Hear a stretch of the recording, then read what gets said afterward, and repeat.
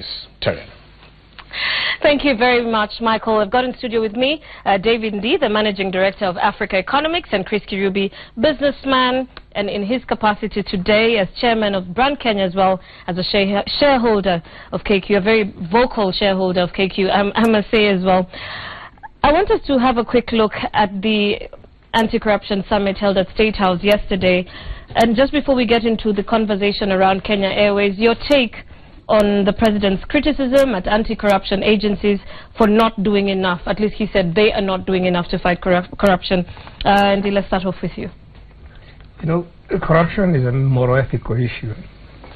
And you're not going to sort of deal with it by bureaucratic processes. So this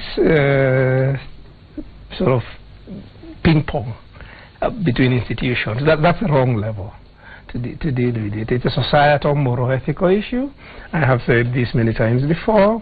What we have in Kenya now, in my view, is a complete collapse of public morality.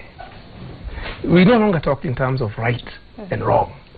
We talk about whether people can get away with it or not get away with it. Yeah, they have not. And if you know, whether somebody is a case or whether you have evidence to convict or not to convict, that's not how you deal with moral ethical issues. When you talk about, and leaders talk about zero tolerance to corruption, it doesn't mean that every corrupt person is being caught and put into jail. You can't do that. You cannot stop every policeman out there from taking a bribe.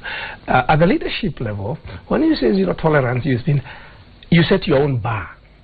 You said you're going to hold high the people you appoint to very high standards of integrity. So the proof that the level of integrity you're holding people to is not the conviction, the criminal level of conviction. It's about being above reproach. And if anybody who you appoint or is close to you, their integrity is called into question, you ask them to quit. So first of all, before you choose people, you must check their integrity. Then, if people around you, your direct appointees, are called into question, you ask them, you don't tell them to step aside. You fire them. You ask them to resign. You have the power to do that. And any leader who holds his or her direct report to account, that trickles down. You do not need law to do that. You don't need institutions to do that. You just need your own sort of conviction, your own position, and holding the feet of the people you appoint to the fire, and then it trickles down, and that's all you can do. Chris, what are your thoughts? And I know you were quite vocal yesterday as well. Well, to me, the issue of corruption are very serious to this country.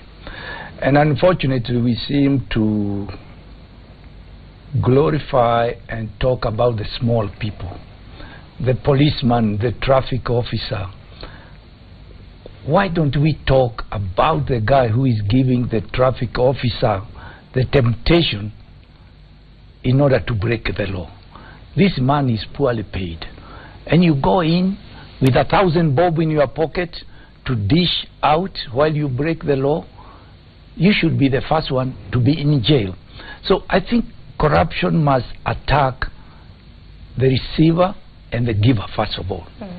And two, we must go for the mega corruptions. There are corruptions which existed while Raila Odinga, Kibaki were in power. They have never been resolved. They left power without solving those issues. Those issues are going on. We have NYS, where I personally, I was very vocal at one time, because here is money belonging to the youth and completely being diverted from the youth agenda. And personally, I feel the president needs to become a bit more dictatorial when it comes to corruption issues. With the new Chief Justice, I think together they have powers to make sure those mega corruptions are dealt with once and for all, and other people will watch it, because, you know, if you do not punish some people today, the rest will say, doesn't matter, I continue to steal. So the small fellow sees his boss is stealing, and this is the case we are going to discuss in Kenya Airways, and they help themselves. They go into the cookies jar and take what they can. So I personally think corruption must be punishable, immediate action. I like what the president said. Why don't you sit 24 hours a day and come up with a decision whether one is guilty or is not guilty? And you know, the biggest challenge is that those who steal very big money, they are able to use maybe 20% of this money to corrupt the whole system. So they walk free. Why? They have money, and they can buy the judges, they can buy the lawyers, they can buy anybody who has something to say about them. So to me, I think we need to deal instantly with the corruption cases. A few of them, if you did that, it will stop. In Ghana, the country I represented one time, the president took a whole gang of people on this lakeside and they shot them down. After that, isn't that rather extreme? No, extreme things. We are sinking in corruption in this country. We need to do something dramatic to make other people say, I'm not going there. All right. Let's move on and focus on our conversation, you know, for this evening, and that's, of course, Kenya Airways. And to set the tone for this conversation, I just want to know where the both of you stand in as far as the viability of Kenya Airways stands as of today. Let's start off with you, sir. I don't know anything about Kenya Airways. The reason I am here specifically is, as you know, I was standing in for someone who knows a lot more. But the reason why I accepted to do so is, said, look, I want to talk about the economic dimension of it, the economic impact and around the country, and whether, you know, there's a case for spending public money to bail out KQ. But as to the operational side of it and what needs to be done and done around and that stuff, I don't know very much. I don't know. I think it's important to stick to what you know. On the table. Yep. But as far as the is it economically viable, do you think? Look, you know, when you talk about the impact or the impact of Kenya, which is a subject as to, you know, to the value of the brand to the country. You talk about brand Kenya. I think you can divide it into two. You have the tangibles and you have the intangibles, and let's start with the tangibles, which are economic. I think one thing which is not very well known is that Kenya Airways is an export industry, and in fact it's a very big one, because when Kenya Airways carries a Nigerian from Lagos to China, and that person pays $2,000-3,000, and then you net out costs. Those are export earnings to Kenya. Those people don't come to Kenya at all. You know, so you've actually it's out there. It's an export industry. They may transit to Nairobi and buy a few things and even eat your food. It's whatever. And in terms of significance, if you look at our total exports, the transport sector is actually our single largest export industry, about $2 billion a year. Aviation is half of that, so, and most of it is KQ. So you're talking about export earnings of the same order of magnitude as the rest of tourism put together, or horticulture, or even tea, because you're talking about figures in the order of $800 million. So it's a huge industry for the country. That's, of course, the tangible side of it. And then there is, of course, that's the biggest. But, of course, with that, there's a lot of spillover industry. So you want to ask yourself, what would be the impact of shutting down export horticulture? So that's the magnitude of economic impact that you're talking about at that level. You also have the intangibles. What I'm saying is that when you have airline industries, is a very difficult industry. I was just doing a quick thought yesterday or the day before, and looking at airlines which have failed, you know, in the sort of history of commercial aviation, and come up with a rough number, quick count of about 2,500 airlines. in the sort of 70-year history of commercial aviation. So it's a failure rate of about 30 airlines a year. Yesterday, or a couple of days, I tweeted a bunch of quotes about people who have said about the airline industry. The one which struck me most was Warren Buffett making the point that commercial aviation in the U.S., when he was looking at it at that point in time, had never made any money at all. You know, the amount of money that airlines had lost and the amount of money that they had sort of made more or less balanced out. So it's a difficult industry. So when you're running a successful national airline, I think it does sort of signal the capability of your country. If you look at Africa, you only have about 2 or 3 successful global airlines. So that presence out there does actually sort of convey something about your country and your capability in terms of running things. You've raised an interesting point, and I'd like Chris to weigh in on this. Just examining the strategic value of Kenya Airways as a national asset from a brand perspective and all other perspectives within that as well. Are there grounds for us as Kenyans and therefore stakeholders of KQ as well to examine that and pay attention to that?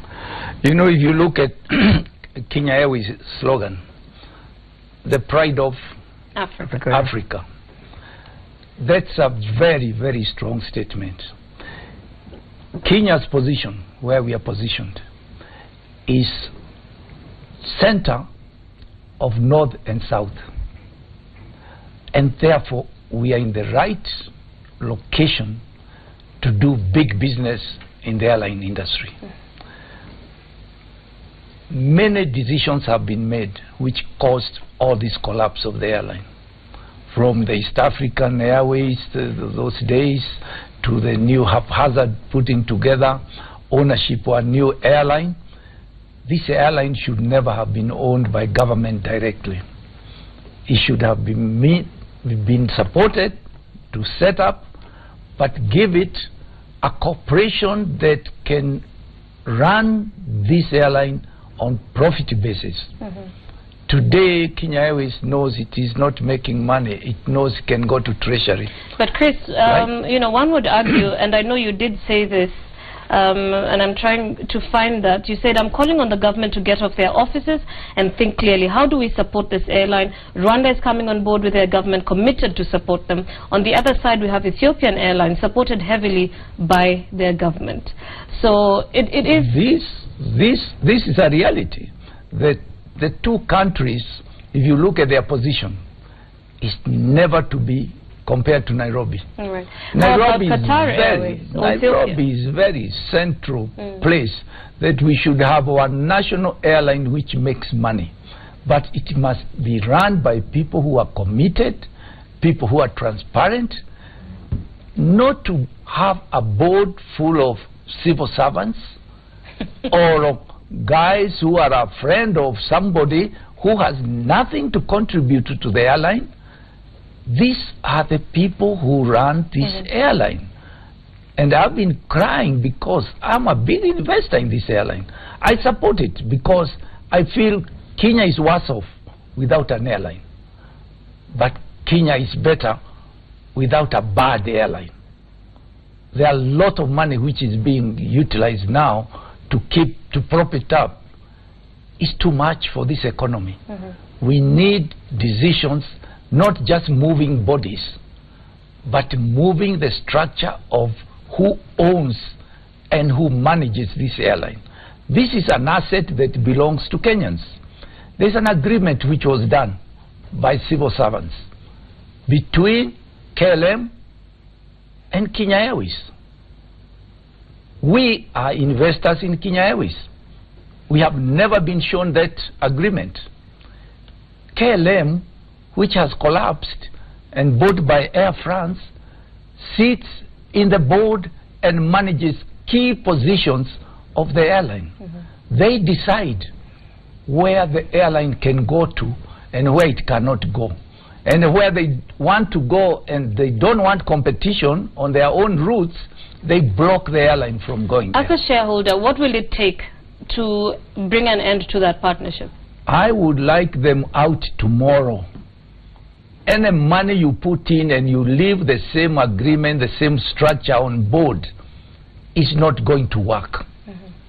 And you don't need one guy there. You don't need Michael Joseph there. You need a team of committed Kenyans who can run this airline. You need good auditors. We cannot have an auditor coming in 10 years down the line to audit and give us all this catalog of stealing. Where was the auditors every year? They audit and certify that the books are correct. All right. And we understand by the end of this month, or at least by the end of this year, I know from what we understand, the CEO is serving notice.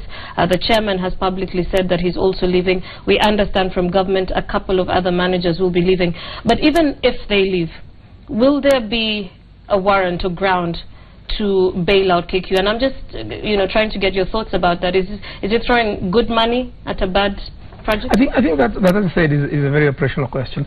But I think that the most strategic question for the country is the following. We have made being an aviation hub part of our economic strategy. Yes. And we actually are quite well positioned to be a major aviation hub. The question you need to ask is, can it be an aviation hub without a national carrier? Yes. And I think it's possible but difficult. And obviously, if you try and go that route, then we lose the export industry I was talking about. Because then this revenue of Ghanaians going to Shanghai and to Guangzhou will not be providing that service to outsiders. It will be provided by Qatar and other airlines and those kind of people. But they'll use your hub. It is possible to do that. It is also possible to have a multiple airline hub. For instance, I think it would probably make sense. I think we should probably think about having a hub which is more tourist charter airline based in Mombasa. So it doesn't have to be just Nairobi as one central hub. So there are many strategies we can pursue economically. But I think we also need to unbundle the question of a national carrier and Kenya Airways. Okay, does a national carrier have to be Kenya Airways? The thing with the airline industry is that it's a mishmash. It's a complicated mishmash of private and public. Because, like, for instance, routes are negotiated bilaterally. Yes. So if you don't have a designated flag carrier, you actually cannot negotiate between destinations. But what if the question as to whether Kenya Airways can be bailed out, can actually be separated, should be bailed out from the national carrier. Because even if Kenya Airways goes down, you can set up another national carrier. This has happened before. I think the cases which come to mind, most recent and very significant ones, is Swiss. Because Swiss Air went under, and it was reconstituted, set up a new company. What happened is, what happened is that Swiss Air went bankrupt. It filed for bankruptcy. And then the Swiss set up a different company and bought the assets from the other one, and then let that the balance sheet go, but you keep the physical assets and infrastructure. The same thing happened to Sabena. Sabena went bankrupt, filed for bankruptcy, shut down. The investors lost money, but then they set up another airline called SN Brussels to then take over the national carrier responsibilities. So the thing is, once an airline starts going into the kind of situation that KQ is, its recovery does not depend on all these people who are talking. It depends on passengers. And whether people decide to fly that airline. And once people start losing confidence based on the kind of experiences that we are seeing of passenger inconvenience, and start becoming losing confidence in terms of safety, and once your sort of airline crew starts complaining, especially pilots, you can be putting in money, but at some point the thing spins out of control. That's what happened to Sabena, for instance. It spins out of control, and most airlines which fail is because you reach a path where, when the business starts failing and people losing confidence, there's a run on it. Whether KQ has reached the point where there's a run on it, I do not know. But I think if I was sitting making a national decision, a call, you have to be very cold about this and ask yourself whether in fact which is a better option, to put in more money in KQ without knowing whether it has the capacity to turn itself around, or to actually tell them, you guys, if investors, you cannot bail out your airline, file for bankruptcy, you set up a different vehicle, buy whatever aircraft you need, given the prices they are selling at them. Ms. Andy, I will lose all my investment in this airline. Talking about your investments, right. and I know we were getting into that, but Professor Andy mentioned an interesting comment about confidence. Yeah. And speaking about that, in September last year, you put in 11.5 million shillings shares worth shares. 1.2 million shares. Yeah. Do you still have those shares? Oh yes. Are you buying if I sold them today, I'll sell them for half the price I bought them. So you can't sell. I kept on buying more to encourage other people to buy shares. To be honest, what he mentioned. So your confidence since then in KQ has. I just look up and pray to Allah. Let me tell you what he has talked about: passengers' confidence in the airline, passengers' comfort. We have lost a lot of engineers from this airline. We are now losing experienced pilots, and maybe the junior ones are remaining, or those who are too mature, too settled to want to get out of Kenya. But the young fellows are all left us. They are all in the Middle East. How long can we hemorrhage loss of the quality people? The quality people who run the airline is not those managers who sit in the offices and plan how to steal. It is those who fly the airline, the stewardesses. And yet when we come to downsize, we are downsizing the right people that the airline needs. And leaving the wrong people on board. And therefore, my appeal really to the government, I hope they are watching, is please get there on time tomorrow. Not another day should be spared to completely overhaul what is going wrong. The report they got from Deloitte is shameful. It should have been discovered many years back, because this has been happening over years. Selling cheap seats expensive and taking the differentials and doing many other things. If you go maybe to buying of the alcohol or the drinks, I'm sure more or less you could find the same kind of situations. I think our airline is not just ours. It impacts a lot of people in the world. And therefore, it is important for Kenya. Me, as chairman of Brand Kenya, I would hate to see Kenya without our own airline. I'd like you to respond to... yes, please. I think when you talk about... I should have probably brought this up earlier. The thing which... bothered me, or which struck me, is about what really has gotten KQ where it is. There's not much attention being paid to strategy, and the thing which clearly got horribly wrong is strategy. And there's a statement made by two KQ officials. One was the then financial head, and then the commercial director. And on different days last year, they said that the thing which was wrong with the previous strategy, the Mawingu, the expansion thing, was that they did not foresee competition. I had this twice, and I said, did I hear correctly? You're running a business, you've done a strategy, and you did not foresee competition. Because that and what that goes into, and I want to connect that with the corruption stuff and all that, is this is not unusual. You get people who take over successful business.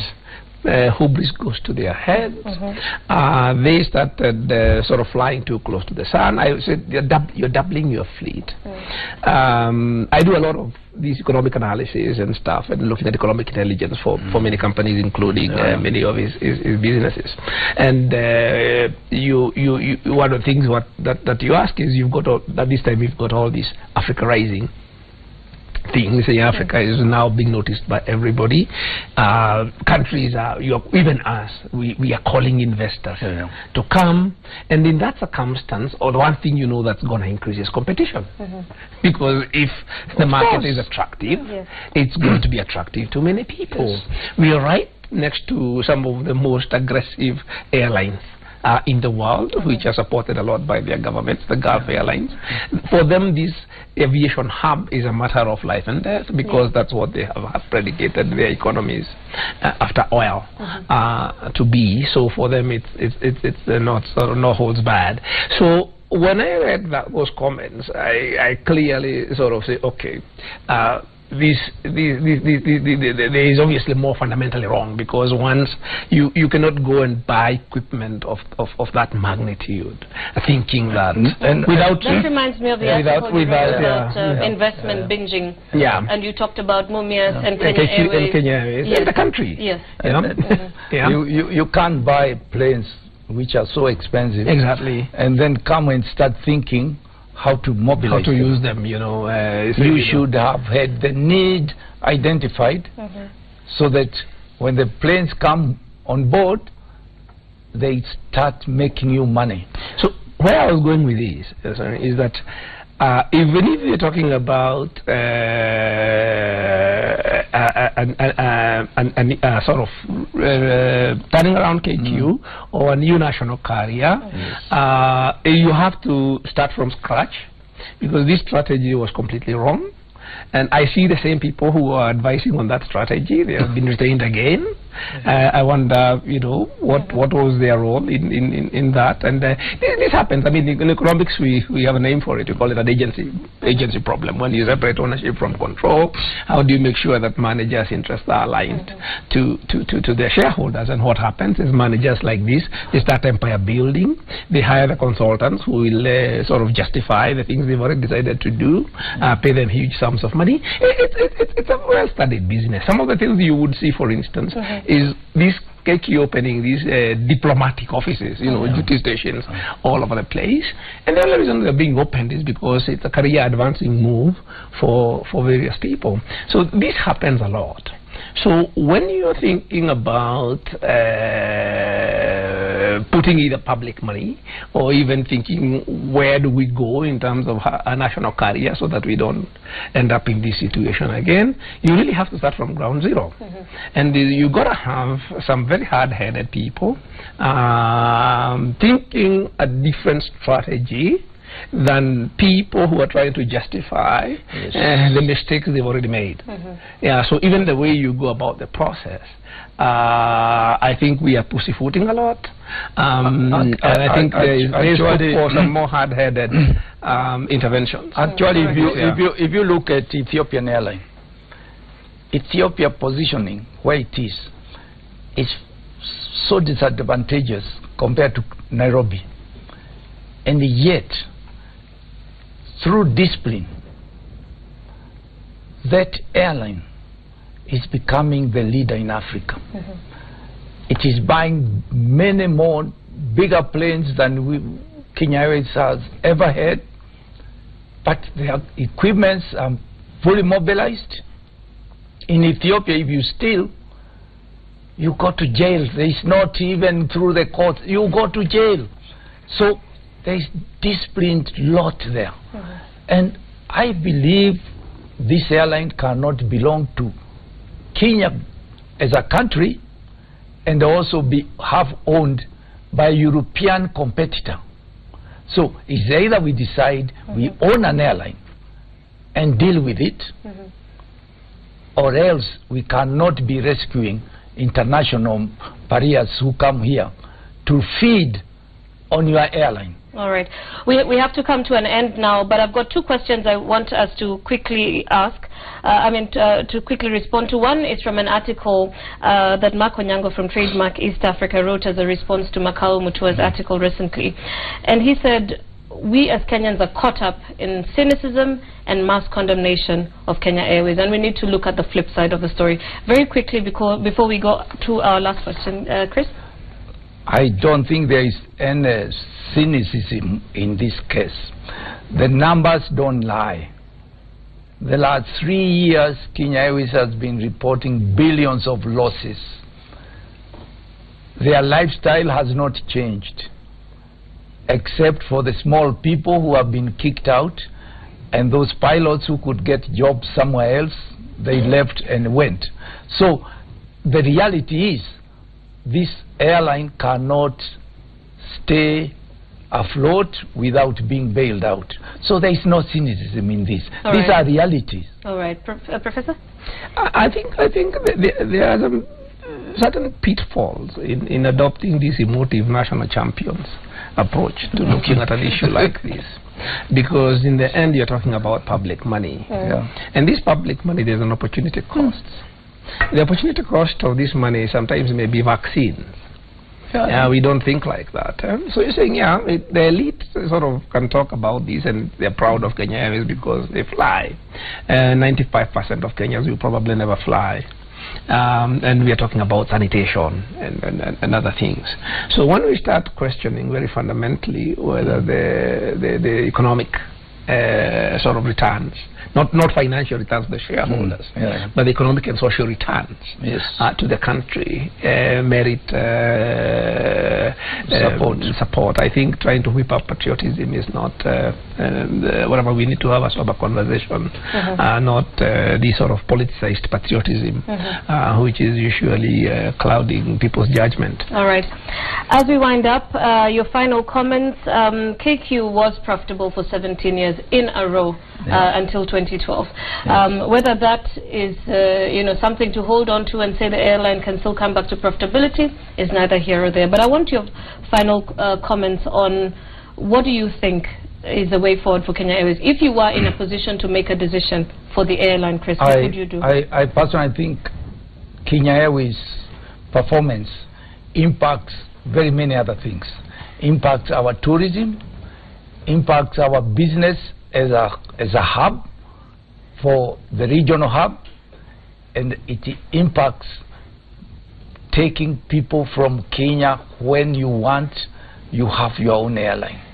By giving in and allowing other airlines to come here and pick us up to take us where we want to go, they will only come here based on their own interest. And therefore I believe we need at any cost to save this airline, but we need to do something about it. We need to get it back to those profitabilities. We need to create a team of champions who will get in there and make revenue for the investors, and that is the government and the Kenyans who have invested in this airline. And finally, boot out, kick out KLM. I personally believe until you get out that jigger called KLM, you will never solve these issues of the airline. All right, thank you very much, Chris. Professor, as you wind up, I want to use two alternate investment strategies that you've written about before. One is we build, they come, which you said KQ and Mumias took on that strategy, and the likes of Safaricom and Equity said they come and then we build. What way forward? If you were in a position to influence KQ going forward, what would you do? If you look at the time KQ was making profit, it was waiting for them to come and then it builds. In fact, what they would do is that they would you go a route and you start that route with a wet lease. A wet lease is an aircraft which you have leased complete with crew and everything. Then when you mature the route, you buy your own equipment. And they were doing this, they were growing organically. Until the new, as I said, the new leadership came and they went into empire building mode, and they said, we're going to double the fleet in 3 or 4 years and buy the most modern equipment, that kind of thing. So I think that validates the especially when you have this very heavy capital industry, the incremental approach and the idea of just saying we did not think there was going to be competition. That just kills it. The way where KQ is now, this is a cutthroat industry. There is a lot of predation in the business because it's international. There's nobody policing the market in terms of competition policy. So what happens is that people can use anti-competitive, these are unethical things. For instance, these Gulf airlines have a lot of money. If they really want to kill you, they can hire all your key staff, even just pack them. Just park them at home until you go under, and then they take over you. They take over your routes. Ethiopia probably has a strategy of how also to cannibalize KQ. So the question you have to ask is it bleeding to the point where now that it's going to be cannibalized to death, or can it actually escape? If I look at it from a public policy perspective, you would have to put two options at the strategy at the table. You're saying put more money in KQ, or the other one is liquidate KQ and put the money to buy the assets and start a new airline.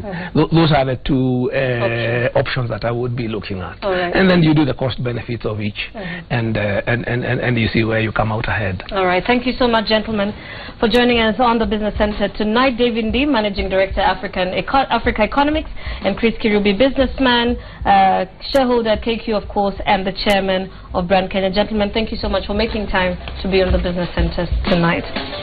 Thank you. Thank you.